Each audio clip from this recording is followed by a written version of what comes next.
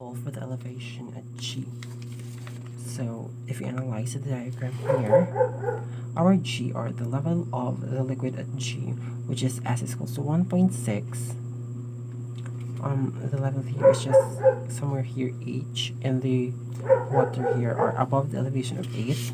So it is just like solving the elevation at F.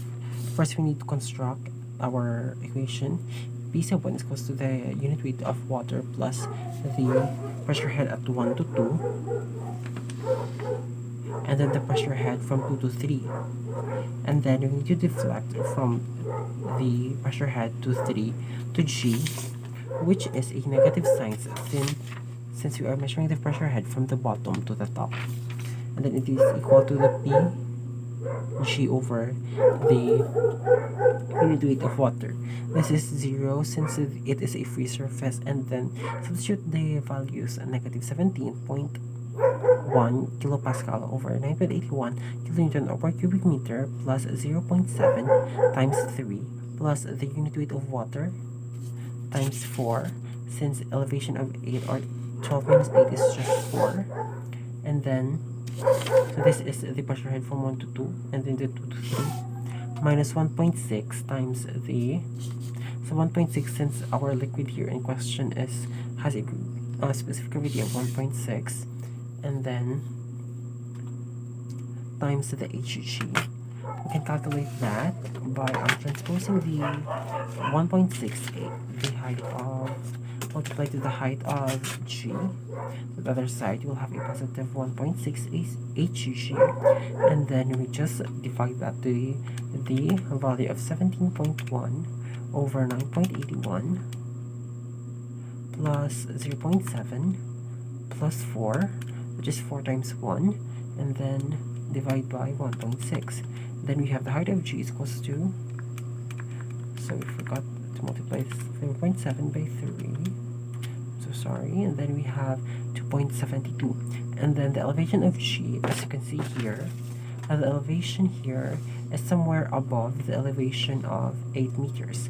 That means we need to add the 8, or we need to add the 8 to 2.72, since the 3 here is at the 8, or our starting point from our height is at 3, which is at elevation 8.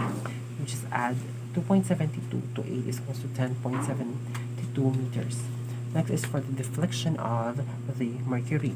So again, we need to analyze the diagram here. Deflection of mercury came, or the pipe of the mercury came from here, the water, and then the U tube. So H2O, or the water. So we can disregard the fluid at the bottom, since it is not necessary, since the tube contains only water. And then we need to again formulate the equation from gauge pressure here, which is 17.1.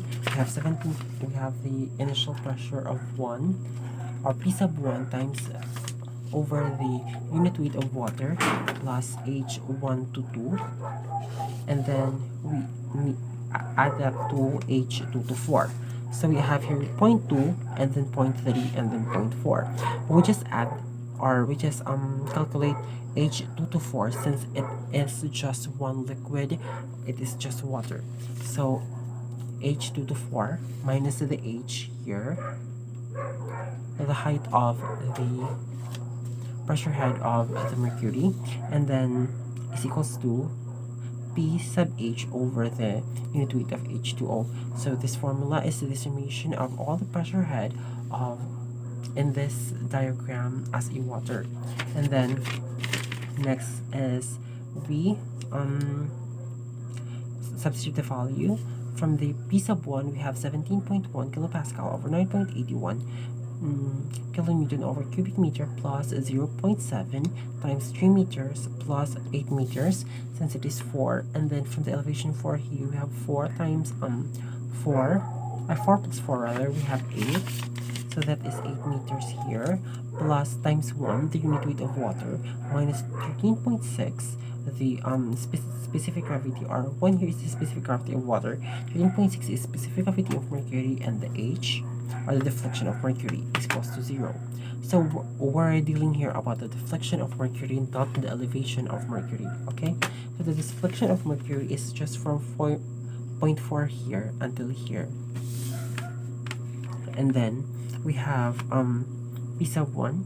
Calculate that by transposing 13.6 to the other side. It will become positive 13.6, and then we divide it to the formula, negative 17.1 over 9.81 plus 0.7 times 3 plus 8 over 13.6, and we have our deflection of Mercury, which is 0.614 meters.